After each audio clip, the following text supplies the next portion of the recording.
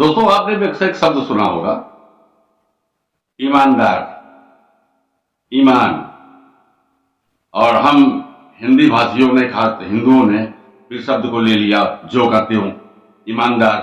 हम ईमानदार किसको समझते हैं साहब? जो चोरी नहीं करता, जो हमें धोखा नहीं देता, जो मेरे साथ बेईमानी नहीं करता, जो छल कपट नहीं करता, उसको हम ईमानदार कहते हैं। यह हमारे हिंदुओं की ईमानदार की परिभाषा है।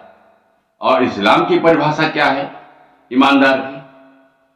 उसको भी जानना जरूरी है भाई, क्योंकि वो तो बोलता है ईमानदार, ईमान वाला, और हम भी उसी शब्द ईमानदार को अपने साथ ले लेते हैं, लेकिन ये नहीं पता कि उसका अर्थ क्या है। तो उसका अर्थ भी जान लीजिए। अब शायद आप कभी नहीं कहेंगे कि मेरे यहां जो बाई काम करती है ईमानदार है, मेरा बेटा ईमानदार है, क्योंकि एक काफिर मूर्ति पूजक जो है वो ईमानदार हो ही नहीं सकता, वो बेईमान हो सकता है। इस्लाम की निगाह में एक मुसलमान है होता है, गैर मुस्लिम होता है, मुस्लिम और गैर मुस्लिम। दूसरी चीज ईमानदार, बेईमान। तो जो ईमान वाला नहीं है, यानी जो मुसलमान नहीं है, वो सब बेईमान लोग हैं। अगर हिंदू अपने आप को कोई ईमानदार कह रहा हो कि हम बहुत ईमानदार हैं, बहुत ऑनेस्ट हैं, तो झूठ बोलता है। और दूसरे ये कि ईमानदार का पर्यायवाची ऑनेस्ट नहीं है अंग्रेजी शब्द, या सत्यनिष्ठ नहीं होता, जैसे हम लोग समझते हैं कि ईमानदार का मतलब होता है साहब ऑनेस्ट, सत्यनिष्ठ, सदाचारी। सब कुछ नहीं है, बिल्कुल फर्क है।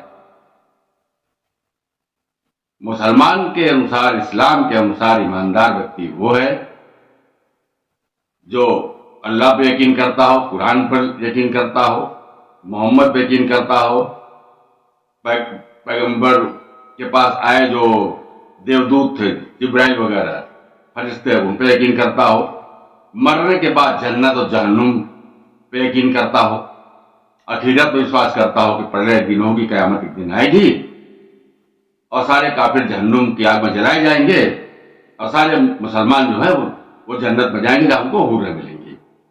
जो मुसलमान इन बातों पर विश्वास करता है ईमानदार है। हिंदू तो इन बातों पर यकीन नहीं करते। अगर इसके बाद भी कोई हिंदू अपने आप को कहे कि हाँ साहब मैं ईमानदार हूं, तब उसका तो भगवान मालिक है। क्यों?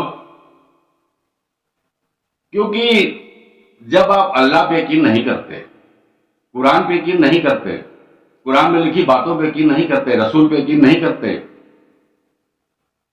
आप जन्नत और जहन्नुम की बातों पर विश्वास नहीं करते, और बहुत से पिलर्स हैं, आप ज़कात नहीं देते, हज करने नहीं जाते, नमाज नहीं कायम करते, ये सारी चीजें हैं, तब आप ईमान वाले तो हो ही नहीं सकते साहब। एक हिंदू मूर्ति पूजक काफिर कभी भी ईमानदार हो ही नहीं सकता। और मुसलमान निहायत ही लुच्चा, निहायत ही लुटेरा, निहायत ही डकैत, निहायत ही व्याभिचारी, निहायत ही बलात्कारी, निहायत ही चोर, डाकू, बेईमान, धोखा देने वाला, छल कपट करने वाला, वह मुसलमान ईमान वाला है, क्योंकि वो इस्लाम की उन बातों पर विश्वास करता है जो कुरान में लिखी गई है, हदीसों में लिखी गई है। और मुसलमान का ईमान तो इतना पक्का होता है साहब अपने इस्लाम के प्रति, कुरान में लिखी बातों के लिए। यदि कुरान में लिखा होता कि दूध का रंग ब्राउन होता है, तो आप थक जाते कहते कहते कि नहीं साहब सफेद होता है,